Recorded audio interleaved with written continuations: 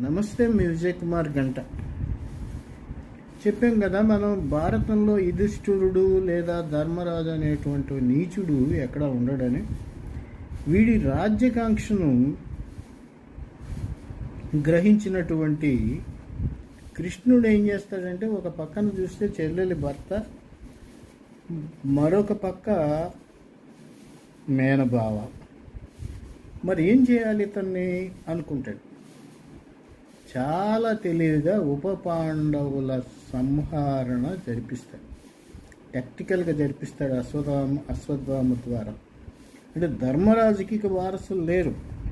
అదే సందర్భంలో చెల్లెలకి కడుపు కోత ఉన్నప్పటికీ ఇంకో చెల్లెలు కొడుకు వారసుల్ని కౌరవ వంశానికి రాజులను చేశాడు కృష్ణుడు.